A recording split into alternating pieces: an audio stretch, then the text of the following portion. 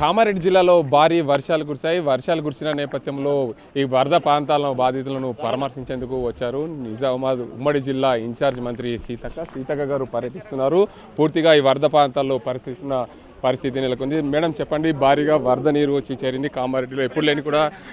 ఎప్పుడు లేని వర్షం కురిసింది. ఇప్పుడు కామారెడ్డిలో పర్యటిస్తున్నారు. ఎలా ఇక్కడ పరిస్థితి మీరు చూస్తున్నారు కదా, పరిస్థితి బాగలేదు. ఇక్కడ అంతా ఇళ్లలో నీళ్ళు వచ్చినాయి. అదంతా కూడా అంచనా వేస్తున్నాం. సేమ్ టైంలో బాధితులందరినీ కూడా వరద బాధితులందరినీ కూడా పునరావాస కేంద్రాల్లో పెట్టినాం. ఫుడ్ కూడా సప్లై చేస్తున్నాం. కొన్ని అంటే గవర్నమెంట్ నుంచి చేస్తున్నాం, కొంతమంది వ్యక్తులు కూడా సప్లై చేస్తున్నారు. వారందరికీ కూడా ధన్యవాదాలు. ఇలాంటి కష్టకాలంలో పబ్లిక్ అందరు కూడా ఒకరికొకరు తోడుగా ఉండాలి. నిరాశ్రుల ఇళ్లలో నీళ్ళు వచ్చినటువంటి వాళ్ళని కూడా వాళ్ళ ఇళ్లలో పెట్టుకోవడం, లేదా మేమే ఆల్రెడీ గవర్నమెంట్ పునరావాస కేంద్రాల్లో పెట్టించడం జరిగింది. కామారెడ్డి ప్రాంతంలో పూర్తిగా 12 కాలనీలు జలమయమయ్యాయి. చాలా మంది కూడా ఎందుకంటే ఇళ్లలో ఉన్న పరిస్థితి నెలకొంది. వారికి బయటికి రాని పరిస్థితిలో చాలా ఇబ్బందులు పడుతున్న పరిస్థితి నెలకొన్న పరిస్థితి. చాలా వరకు జేసీపీలు పెట్టి పోలీస్ యంత్రాంగం కానీ రెవెన్యూ యంత్రాంగం కలెక్టర్ ఎస్పీ రెగ్యులర్గా ఇక్కడనే ఫాలో అప్ చేస్తున్నారు. కాబట్టి చాలా వరకు వాటర్ను రిసీవ్ చేయడం జరిగింది. ఇంకా వర్షం పడుతుంది కాబట్టి అయినా కూడా మనం ఎప్పటికప్పుడు అప్రమత్తంగా ఉండాలి.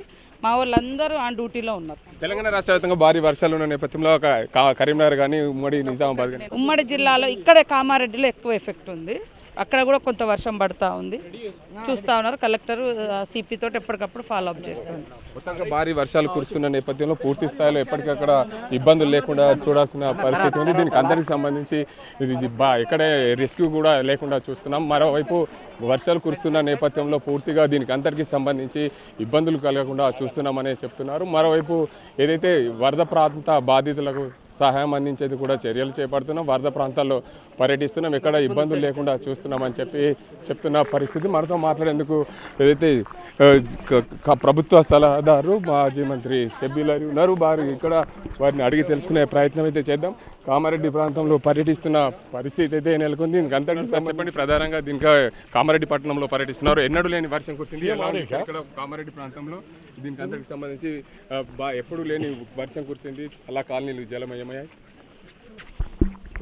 ఎవరు ఊహించలేదు ఇంత వర్షం వస్తుంది.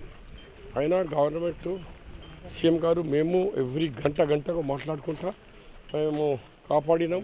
లేని వర్షం కురిసింది. దానివల్ల భారీగా కాలనీలు కూడా నీట మునిగే పరిస్థితి. అవును, మునుగుతున్నాయి. ఇంకా మనం అలర్ట్ ఉండే అవసరం ఉంది. చెరువులు నిండిన తర్వాత ఎక్కువ నష్టమవుతుందనే ఉద్దేశంతో మనోలే కొన్ని తీస్తున్నారు. అలాంటి సమయంలో అందరు జాగ్రత్తగా ఉన్నాం. ఈ ఫస్ట్ టైం గవర్నమెంట్ అంతా స్పీడప్గా అయ్యి ప్రాణాలు కాపాడినాం. దాంతో కాంగ్రెస్ వర్కర్లు కూడా టీవీలో చెప్తున్నారు. ఎక్కడ చూసినా కాంగ్రెస్ వాళ్ళు కనిపించినారు. రెస్క్యూ టీమ్స్తో 2 చోట, ఒక చోట యాడారంలో 9 మంది, కొన్ని చోట 11 మంది, కామారెడ్డిలో 2 పల్వంచాలో. ఇవన్నీ కాంగ్రెస్ రెస్క్యూ పార్టీతో మేము కోఆర్డినేట్ చేసి ఇంత పెద్ద ప్రమాదంతో మనుషులను తప్పించి తీసుకొచ్చిన బయటికి. దేవుని దేవాలయం చూసుకోవచ్చు.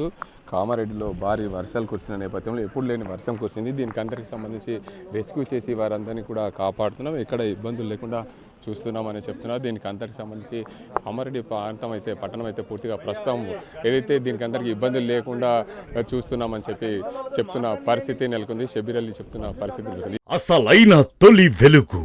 ఫాలో వాట్సాప్ @తొలి వెలుగు అఫీషియల్.